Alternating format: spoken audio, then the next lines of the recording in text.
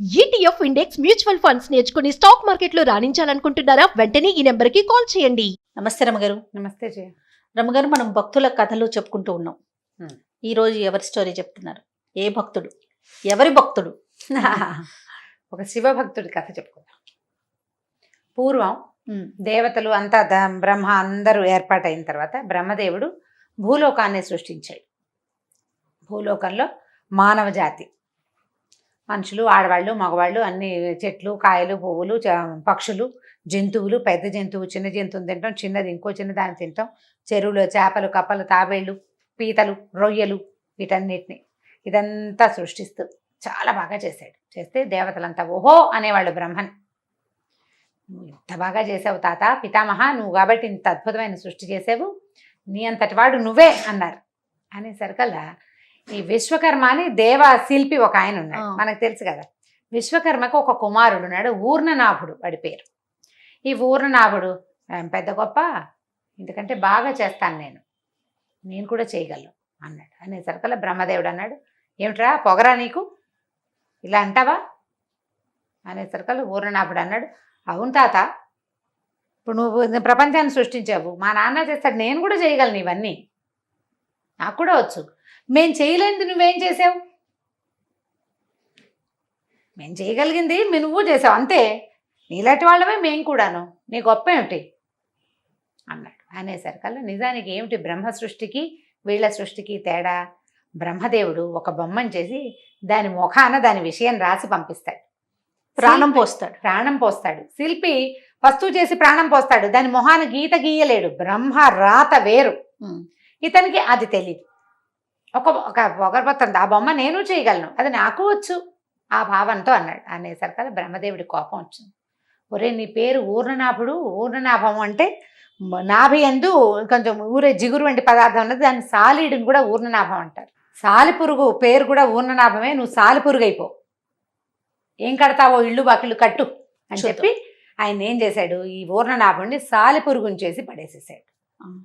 పడేసరికల్లా బాగా దుఃఖపడ్డాడు. నేను అజ్ఞానంతో అన్నాను అనుకో, ఇంత పని చేస్తావా నన్ను, నాకు ఏదైనా ఒక అవకాశం చూపించమంటే ఈయన ఏమన్నాడు, సరే శివ పూజ చెయ్యి, శివుణ్ణి ధ్యానించు, ప్రార్థించు, పూజించు, ఆయన నీకు ఇస్తాడు కైవల్యం, ఈ శాప విముక్తి శివుడు ఇస్తాడని చెప్పాడు బ్రహ్మదేవుడు.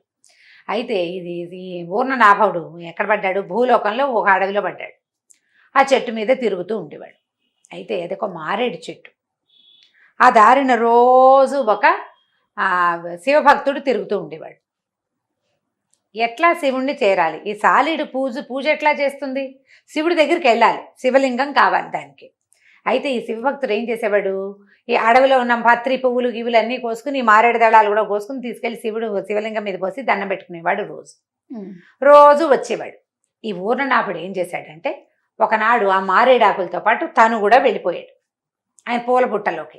ఈయన ఏం చేశాడు, ఆ పువ్వుల బుట్ట పుచ్చుకుని వెళ్ళి అది శివుడి మీద అర్చన చేశాడు. ఈ అర్చన సమయానికి ఊర్ణనాభుడు తప్పించుకున్నాడు, ఆకుల్లోంచి తప్పించుకుని ఓ మూలకొచ్చున్నాడు.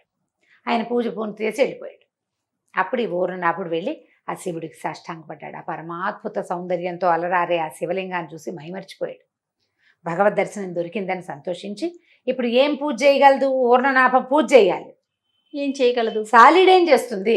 ఏమీ చేయలేదు. కానీ సాలీడికి ఒక బ్రహ్మాండమైన విద్యుత్తు గూడల్లటం వచ్చుదాన్ని. అవును, దానికి పొట్టలోంచి వచ్చి స్రవించేటువంటి ఆ లాలాజలం లాంటి జిగురు పదార్థంతో సన్నటి బంగారు తీగల లాంటి ఇవి వస్తాయి దారాలు.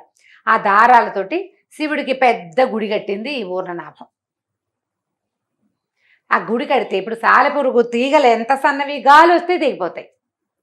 శివలింగం మధ్యలో ఉంది, దీని మీద నుంచి హర్మ్యాలు చక్కగా ఓ పెద్ద కోటలాగా కట్టింది. గుడి, గోపురం, గాలి గోపురం, రాజద్వారం, సింహద్వారం అన్ని పెట్టింది, అన్నీ కట్టింది. ఇక అదే పని, అదే తను చేయగలిగే సేవ శివుడికి చేస్తూ ఉండటం.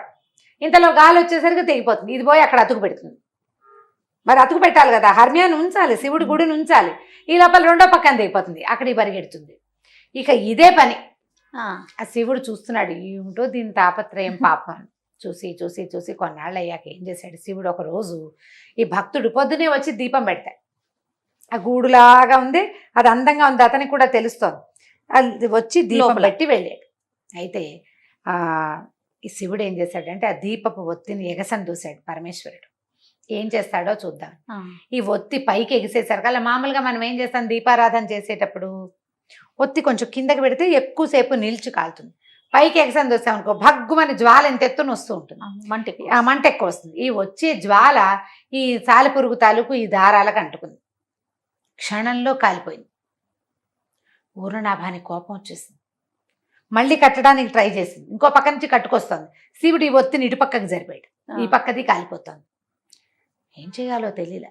అదేమనుకుందంటే ఈ దీపాన్ని మింగేద్దాం, దీపం వల్లే ఇది జరుగుతోంది, దీపం వల్లే ఈ పని అవుతోంది. మరి దీపం అంటూ లేకపోతే ఏమవుతుంది, రోజు కిందకు ఉండేది, ఏదో దాని దారిని అది వెలిగేది, దీని దారిని ఇది కట్టుకునేది, ఇళ్ళు వాకిళ్ళును పోయేవి, రోజు మళ్ళీ కట్టేది. పాపం ఆ భక్తుడు వచ్చి చేత్తో తొలగ తీసుకునేవాడు కొన్నిటిని, ఆయన తెంపేసిన వాటన్నిటిని మళ్ళీ కట్టుకునేది. భక్తుడిని అదేం చేయలేదు. కాకపోతే ఈ దీపం చిన్నది, దీన్ని ఏదైనా చేయొచ్చు అనుకుని దీపాన్ని మింగేయటానికి వచ్చేసింది. దానికి కాళ్ళు చేతులు కాలిపోతాయి. పాప నా కాళ్ళు ఉంటాయి ఇట్లా టెంటకిల్స్ లాగా ఉంటాయి, ఇట్లా వంకర టింకరగా ఉంటాయి. కాళ్ళు కాలిపోయినా సరే వచ్చి ఆ దీపాన్ని గుడుకని మింగేసింది. భగ్గుమంది మంట. దీపాన్ని మింగితే ఏమవుతుంది, కాలిపోతుంది. కాలిపోగానే పరమేశ్వరుడు ప్రత్యక్షమయ్యాడు.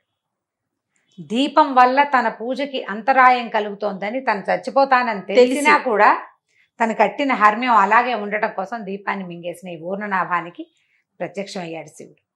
ఊర్ణనాభుడు మామూలు రూపం వచ్చేసింది అతనికి. శాప విమోచనం అయిపోయింది. వెళ్ళిపోరు అయినా నువ్వు స్వర్గానికంటే వద్దన్నాడు. నాకొద్దు, నేను మళ్ళీ వెళ్ళి స్వర్గంలో ఏముంది, ఊరికే అలా జరామరణాలు లేని ఒక జీవితం నాకు అసలు వద్దే వద్దు, నేను నీతోటే ఉంటా, ముక్తిని ప్రసాదించు, కైవల్యం కావాలి నాకు, నిరంతరము శివ సాన్నిధ్యంలో ఉండే అవకాశాన్ని ఇవ్వమని చెప్పి స్వర్గాన్ని కోరుకోకుండా, స్వస్థానానికి చేరకుండా ముక్తి కైవల్యాన్ని కోరుకున్నాడు. అట్లా మాయమైనటువంటి ఊర్ణనాభుడు వెంటనే అతనికి ముక్తి వచ్చింది.